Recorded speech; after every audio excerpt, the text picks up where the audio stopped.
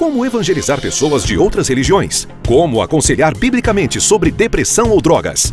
A Bíblia do Pescador oferece estas e muitas outras respostas para quem pratica o evangelismo pessoal. Uma obra completa que aborda de forma acessível conceitos fundamentais que tornam simples e claro o discipulado, o aconselhamento e a evangelização. Todo pescador precisa de uma boa rede. O pescador de homens também. Então, vamos lançar a rede? Bíblia do Pescador, um produto com a qualidade CPAD.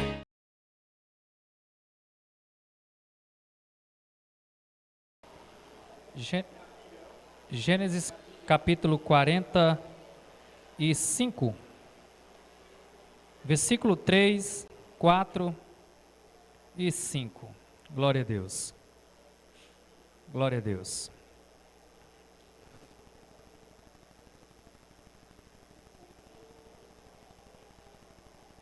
Amém, irmãos? Versículo 3 diz assim a palavra do Senhor. Então disse José a seus irmãos: Eu sou José, meu pai ainda está vivo? Mas os seus irmãos ficaram tão pasmados diante dele, que não conseguiam responder-lhe. Versículo 4: Cheguem mais perto, disse José a seus irmãos. Quando eles se aproximaram, disse-lhes: Eu sou José, seu irmão, aquele que vocês venderam ao Egito. Agora não se aflijam, nem se recriminem por terem me vendido para cá, pois foi para salvar vidas que Deus me enviou adiante de vocês. Podem sentar, irmãos, adorando, exaltando o nome do Senhor. Glória a Deus, louvado seja o nome do Senhor para todos sempre. Irmão, se o senhor puder me dar mais volume, porque a minha voz já é baixa. E glória a Deus, isso. Porque aí, dá os irmãos me ouvir melhor, né? Meus irmãos, eu estou grato a Deus pela oportunidade que Deus tem me dado de estar a esta congregação pela primeira vez no ano de 2022, para colaborar com os irmãos neste culto, e a mim foi dada a responsabilidade de poder trazer a palavra, e eu me sinto privilegiado e ao mesmo tempo com uma certa responsabilidade, porque todas as vezes que assumimos o púlpito para ministrar a palavra, é algo que nos preocupa, porque a palavra de Deus, ela é reta, ela é penetrante, e todas as vezes que me é dada a oportunidade, eu me preocupo bastante, porque eu não vou falar de mim, vou falar da palavra de Deus. Então eu peço a atenção dos irmãos, para que a gente possa entender o que Deus quer nos ensinar através da sua palavra nesta noite. A história deste homem é bastante conhecida das crianças, dos adolescentes, e também dos irmãos de idade adulta. Falar de José, talvez as pessoas possam dizer: já conheço de có e salteado sobre a história de José. Mas a palavra de Deus, o interessante é que ela é inesgotável. Os alunos da Escola Bíblica Dominical da classe adulta estão estudando sobre a estrutura da palavra, que ela é inerrante, ela é infalível, e ela permanece para todo sempre. E aqui, irmãos, é um fato muito interessante para nós nesta noite. Porque a história de José, ela começa no capítulo 37 do livro do Gênesis, aonde Moisés registra dizendo que José ele tinha 17 anos, era um jovem, e ele apacentava as ovelhas do seu pai junto com os seus irmãos. E Moisés, ele registrando essa história, ele revela que Jacó, ele tem um carinho especial por José, seu filho. E ele diz porque José é o filho da sua velhice. E também é o filho da sua amada mulher, ao qual ele se apaixonou. E quando ele foi se deitar com ela à noite, Labão fez a troca. Mas os irmãos sabem de toda a história e que no final Jacó ele conseguiu casar com ela. E aqui não precisa hoje estudiosos revelar a nós que quando nós, pais, demonstramos um amor de uma certa forma com um filho diferente dos demais, isso causa problema. Desde a Bíblia já está revelado, registrado, que nós, pais, não devemos demonstrar um amor diferenciado aos filhos, a um filho quando a gente tem mais de um. Por mais que às vezes o filho que dá menos trabalho, a gente tende a gostar mais, a ter esse carinho mais por ele. Mas quando se trata no geral, a gente não pode demonstrar de forma alguma, porque isso vai trazer complicação dentro da família. E os irmãos sabem da história, pelo fato de Jacó amar mais a José do que os seus demais filhos, isso causa ciúme. Os seus irmãos não conseguem conversar com ele amigavelmente. E aí, certa feita, os seus irmãos estão na região de Siquém. E aí Jacó chama José e diz: olha, os teus irmãos estão na região de Siquém, eu quero que você vá lá. E outra, a Bíblia diz que José, ele trazia ao seu pai a má fama dos seus irmãos. Isso significa que os seus irmãos não eram bem comportados, porque José ele relatava a má fama dos seus irmãos ao seu pai, e isso traz um problema danado, tá, irmãos que tem mais de um ou dois? Não queira estar relatando os defeitos dos seus irmãos ao seu pai e eles saberem, tá? Seja bem cauteloso, e diz ao seu pai para dizer assim, ó, não revele que foi eu, tá bom? Porque os seus irmãos descobriram que José falava os comportamentos deles para o seu pai Jacó. E aí Jacó dá a missão para José ir até os seus irmãos. Aí José vai. E quando os seus irmãos avistam José, aí ele diz: é agora que nós iremos tratar com esse cidadão.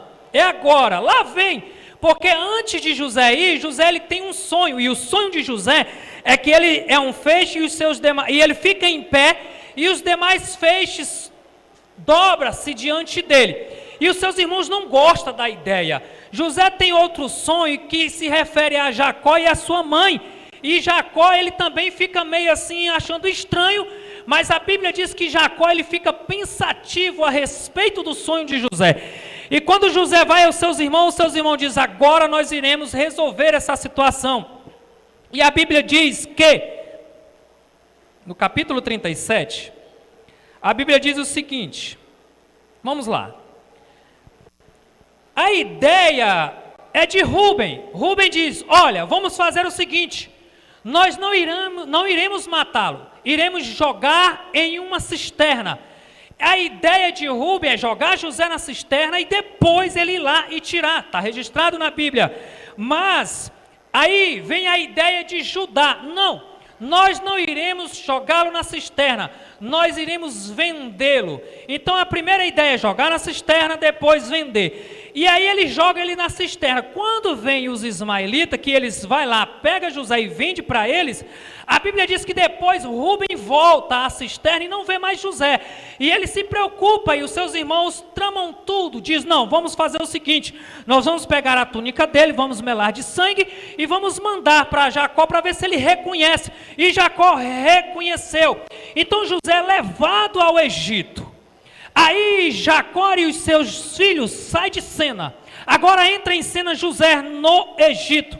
O capítulo 38 pula essa história. O capítulo 38 de Gênesis relata a história de Judá e Tamar. Aí no capítulo 39 retoma novamente a história de José. E o capítulo 39, por 4 vezes, relata que Deus era na vida de José.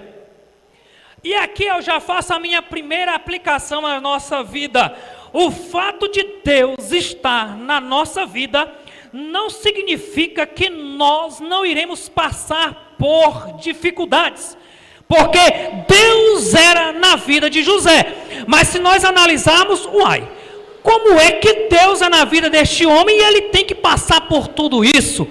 Então, irmãos, às vezes nós nos enganamos e por isso nos frustramos no decorrer da nossa caminhada, porque nós entendemos o seguinte: poxa, se eu sirvo a Deus, é um Deus amoroso, glorioso, Ele cuida e zela de mim, então por que eu passar por tanta luta? Por que eu ter percas? Por que eu chorar? Por que eu passar por tribulações? Irmãos, Jesus, Ele não veio trazer paz à terra. Ele mesmo diz: eu não vim trazer paz, eu vim trazer espada. A missão de Jesus foi vir trazer salvação, e para nós sermos salvos, se faz necessário nós abandonarmos os desejos da nossa carne, e abandonar o desejo da carne, isso não é fácil, e não é legal aos nossos olhos humanos. Por isso que servir a Deus é uma renúncia constante, constante e constante. Então, José, a Bíblia diz no capítulo 39 que Deus era na vida de José. Aonde José colocava a mão, prosperava, porque Deus era na vida dele. E aí agora, o que acontece com José? A mulher do seu senhor se engraça dele. José jovem, bonito, no capítulo 39 registra isso. E a mulher do seu senhor gosta dele e quer ter José para ela. E a Bíblia diz que José, ele procura de todas as maneiras fugir daquela situação, porque ele era um jovem temente a Deus, e que a sua prioridade era glorificar a Deus, independente das ofertas que lhe aparecia. E isso é outra lição para nós. Independente do que aparece na nossa trajetória de vida, que parece ser bom, momentâneo, mas nós temos que entender que nós não fomos chamados para prazeres momentâneos, nós somos chamados para suportar as lutas e a dificuldade, para gozarmos de um prazer eterno, que é a nossa salvação em Cristo Jesus. E aí ela trama, e aí José entra em uma situação, por mais que ele foge, mas os irmãos sabem da história, e aí o seu senhor, quando chega, a mulher relata, e aí José vai para onde? O seu senhor manda José para a prisão. Mas a Bíblia diz que lá no capítulo 39, a Bíblia diz que mesmo na prisão, o carcereiro não se preocupava com nada, porque Deus estava com José. Irmãos, quando Deus está conosco, não interessa o lugar que nós estamos. José estava no Egito, cultura diferente, língua diferente, em um lugar estranho, distante da sua família, um jovem, mas mesmo assim, ele priorizou glorificar a Deus do que fazer algo que viesse desonrar o Deus dos seus pais, porque José já tinha ouvido falar do Deus dos seus pais. Quem aqui nunca ouviu falar de Jesus? Todos nós somos conhecedores da palavra de Deus. E todas as vezes que nós, que somos cristãos, que já fomos alcançados pela graça salvadora de Cristo, no momento em que nós estamos querendo fazer algo que venha desagradar a Deus, o Espírito Santo de Deus, ele nos alerta, dizendo: isso aqui não é para você fazer. Até o ímpio sabe o que nós devemos e o que não devemos fazer. Não tem às vezes que o ímpio diz: ei, você é crente. Poxa, mas você não é crente? Uai, mas você não é crente? Você não é crente? Até o ímpio sabe, imagine nós. José vai para a prisão. E aí José revela os sonhos de dois homens que estavam na prisão, do copeiro e do padeiro. E da forma que Deus, mas observe que o sonho, quem dá a revelação é Deus. José é apenas um instrumento, e ele traz a revelação do sonho. E da forma que ele traz a revelação do sonho, acontece. E ele pede para o padeiro, dizendo assim: olha, quando tu chegar lá em Faraó, lembra de mim, porque eu vim para essa prisão forçado injustamente, para ver se Faraó usa de misericórdia e me tire daqui. Só que a Bíblia diz que o copeiro esquece de José.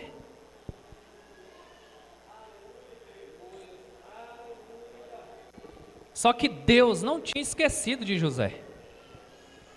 Aí chega o momento de Deus agir na vida deste jovem, que tanto honrou ele. Aí Deus dá sonhos a Faraó, de uma situação que irá acontecer. E aí quando o Faraó se perturba e ninguém consegue trazer à tona o sonho, aí lembra de José. Aí o copeiro diz, olha, tem um jovem lá na prisão que ele revelou o meu sonho, e do padeiro e da forma que ele revelou aconteceu. Faraó, pois chama, traz ele aqui. E a Bíblia diz que José vai à presença de Faraó, e Deus revela o sonho a José, e José pega e faz a Faraó. E aí Faraó diz assim, aí José diz, encontre alguém para cuidar dessa situação. Aí Faraó diz, quem melhor? É você. Aí José cuida dessa situação.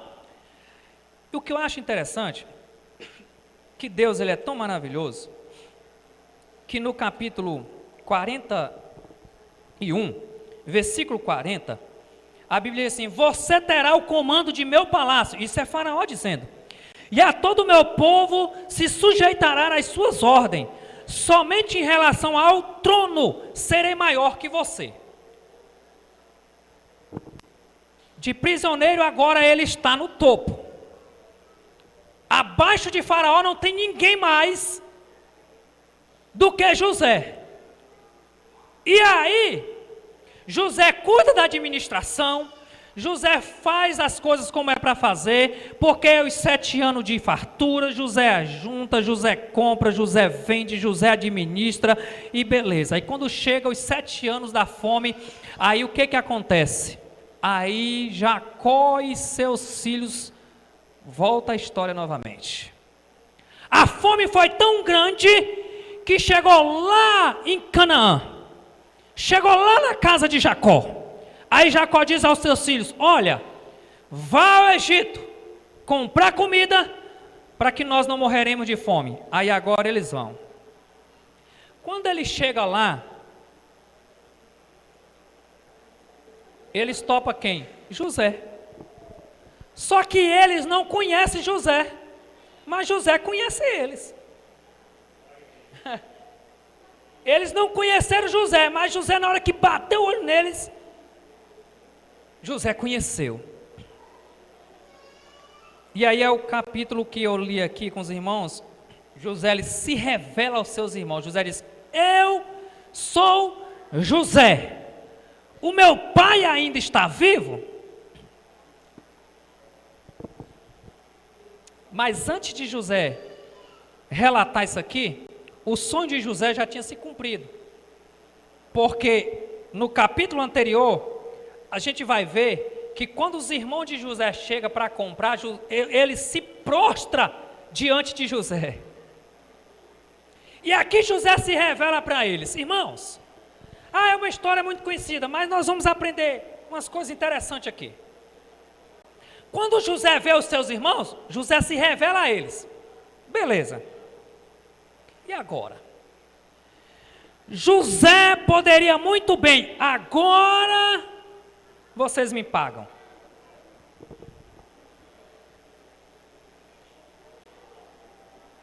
Agora é a minha vez.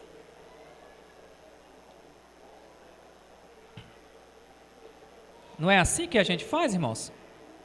Não é assim? Tem pessoas que até tramam.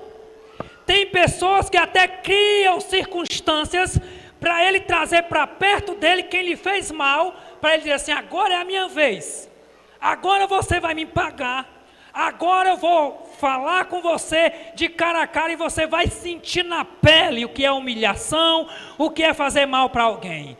José era governador do Egito, José tinha toda a autoridade em suas mãos para humilhar os seus irmãos e fazer com que eles pagassem tudo o que eles tinham feito com ele. Mas aí José age diferente. José diz, chega mais perto, moço, fica com medo de mim não. Era como se José tivesse falando assim, eu não sou igual a vocês não. Vocês ficaram com raiva de mim, me venderam, quiseram me matar, me jogaram numa cisterna, não usaram de misericórdia comigo, mas não se preocupe não, chegue para perto. E José ainda faz algo mais lindo ainda. José fala assim para eles, olha só o que José fala, chegue mais perto, no versículo 4 do capítulo 45. Disse José a seus irmãos, quando eles se aproximaram, disse-lhes, eu sou José, seu irmão, aquele que vocês venderam ao Egito. Aí ele diz assim, agora não se aflinjam, nem se recriminem, por terem me vendido para cá. Olha só isso aqui, irmãos, olha só isso aqui. Pois foi para salvar vidas.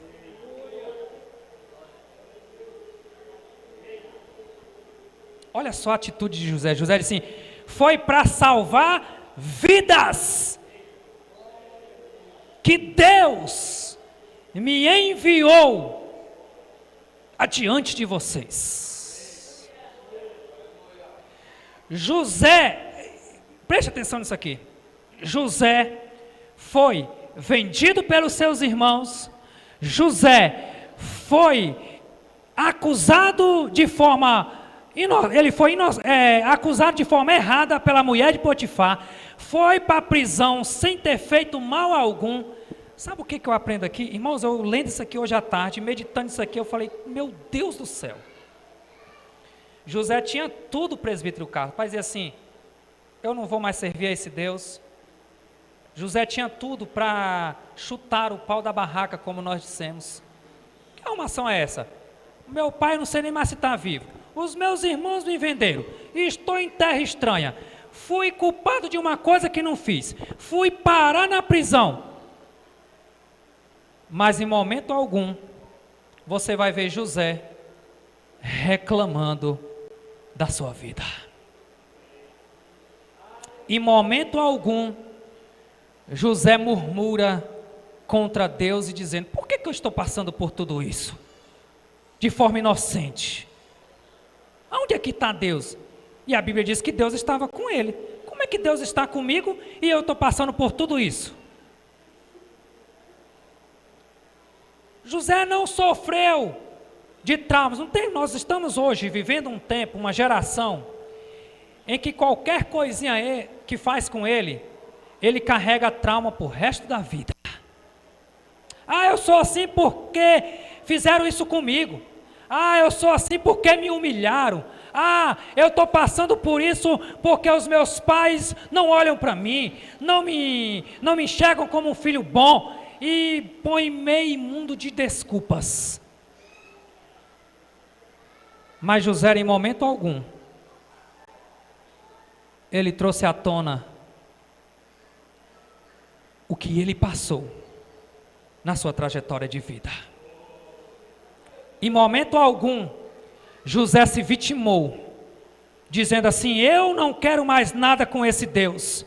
Porque hoje, irmãos, nós estamos vivendo tempos em que as pessoas desistem da chamada, do propósito de Deus na vida por coisas supérfluas, coisinhas mínimas. Ele já sai, ele já desiste, ele não quer mais fazer a obra, ele não quer mais cantar no conjunto, ele não quer mais congregar, ele põe meio mundo de dificuldades. Mas José nos ensina nesta noite dizendo, ei, independente das circunstâncias que tu estás passando, Deus está contigo.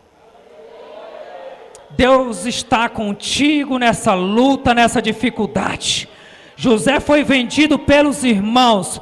José estava lá na casa de Potifar, foi caluniado, mas mesmo assim Deus estava com ele e ele aguentou firme. José foi para a prisão, mas mesmo lá na prisão, Deus estava com José. Eu não sei o que tu estás passando, qual é a luta, qual é a dificuldade, eu só sei de uma coisa, Deus está contigo.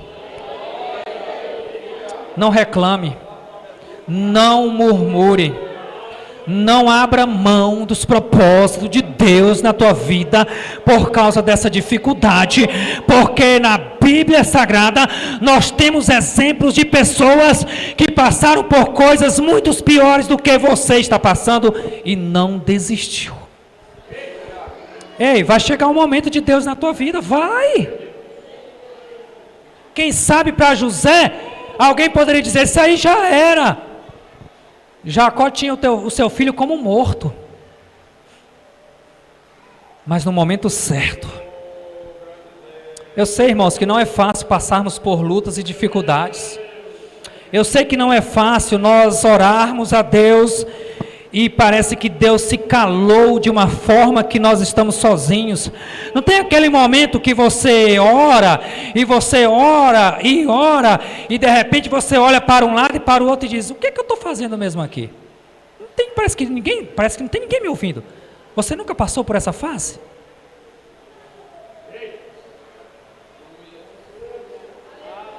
De você orar a Deus e você se sentir só. E dizer assim, o que está acontecendo? Por que tudo isso na minha vida?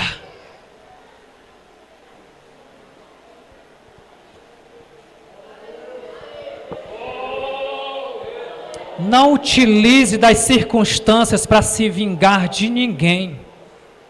A vingança não pertence a você.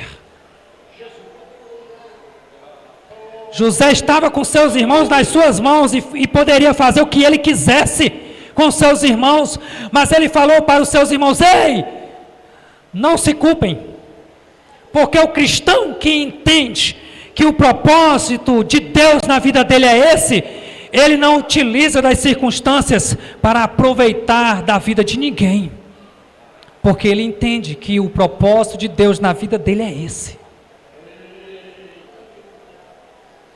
Feche os seus olhos nesta noite.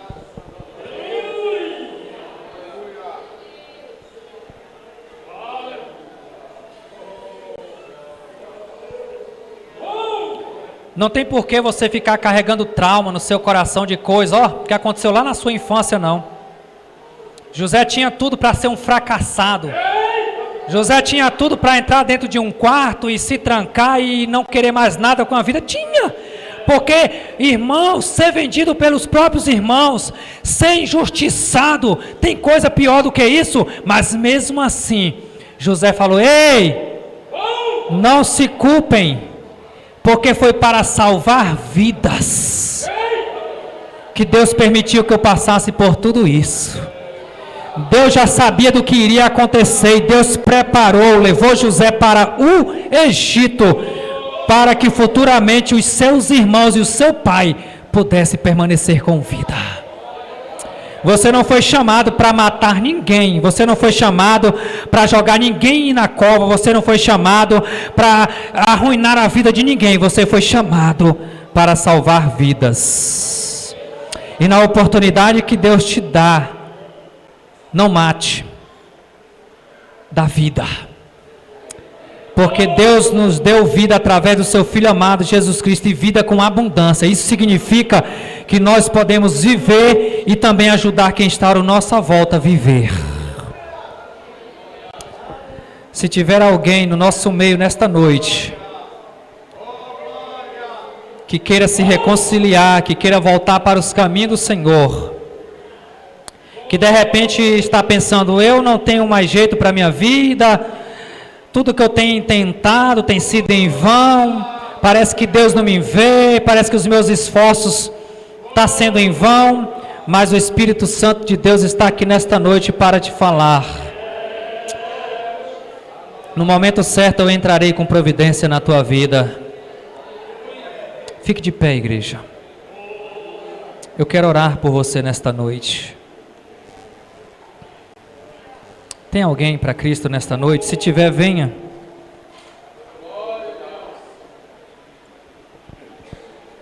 Na hora que foi feita a apresentação, não tinha ninguém que ainda não reconhece Jesus como Salvador. Mas se de repente entrou, a oportunidade é essa. A oportunidade é essa. Feche seus olhos. Espírito Santo de Deus, eu quero te agradecer nesta noite por esta oportunidade. A tua palavra, ela nos ensinou nesta noite que independente do que acontece na trajetória da nossa vida, nós precisamos entender que o nosso coração não é para ter espaço para mágoa, para tristeza, para rancor. O nosso coração não foi feito para guardar sentimentos depressivos, sentimento de ansiedade, sentimento de insignificância, porque José poderia jogar à tona tudo isso, ó Pai, diante de Ti, mas ele reconheceu que tudo o que ele passou, o propósito foi para salvar vidas, o propósito foi para preservar vidas. Por isso, Pai, nesta noite eu quero suplicar a Tua misericórdia sobre as nossas vidas, que independente das circunstâncias que nós estamos passando, mas que nós venhamos entender e compreender o trabalhar do Senhor nas nossas vidas, e que a nossa missão é salvar vidas, que a nossa missão é restaurar vidas através da pregação das boas novas, que é a Tua palavra. Nós não fomos chamados para matar, nós não fomos chamados para, Senhor da glória, amaldiçoar ninguém. Nós fomos chamados, nós fomos redimidos pelo sangue do Teu Filho amado Jesus Cristo na cruz do Calvário. Foi para salvar vidas. Nesta noite, ó Pai, continua cuidando de nós. É o que eu te peço, ó Pai, te agradeço em nome de Jesus. Em nome de Jesus. A vitória é nossa. A vitória é nossa. Ao seu nome e a todos nós, em nome de Jesus. Sentai-vos glorificando, exaltando o nome do Senhor. Meus irmãos, muito obrigado pela atenção. Guarde esta palavra no seu coração. A vingança não cabe a nós. E independente das circunstâncias que tu estás passando, procure entender o propósito de Deus na tua vida. E no momento certo, Deus ele vai entrar com providência e vai te dar a vitória. Assim como ele fez com José. Que Deus em Cristo nos abençoe em nome de Jesus.